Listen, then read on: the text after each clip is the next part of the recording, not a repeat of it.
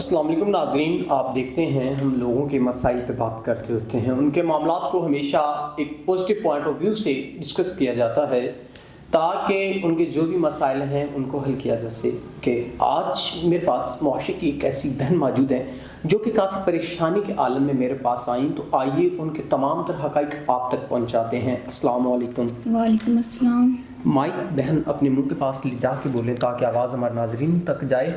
وعلیکم السلام۔ آپ کی زندگی کے کیا مسئلے مسائل ہیں جن کی وجہ سے آپ پریشان ہیں؟ میں گھر سے باہر نکلی، بازار گئی، وہاں پر کچھ لوگوں نے میرا سامان سارا لوٹ لیا، میرے سر میں ایک راڑ مارا، جس کی وجہ سے اب مجھے نہیں پتا میں کہاں ہوں، میری یادداشت کھو چکی ہے، مجھے میرے ماں باپ کا نہیں پتا، میرے گھر کا نہیں پتا۔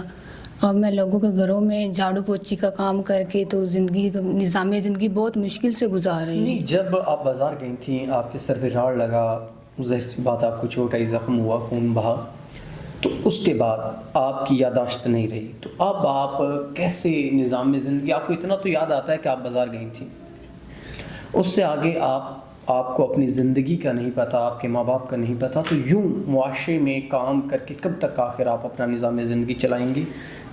پہلے تو بہت کیا، لیکن اب مشکل ہو رہا ہے، بہت زیادہ مشکل ہو رہا ہے، لیکن میں چاہتی ہوں کوئی اچھا انسان ہو، مخلص ہو، جو میرا خیال رکھے۔ مجھے اچھے ہم سفر کی ضرورت ہے، تلاش میں ہوں، اگر مل جائے تو بہت اچھی بات ہے، میرے ساتھ نکاح کرے، میں نکاح کرنے کے لیے تیار ہوں۔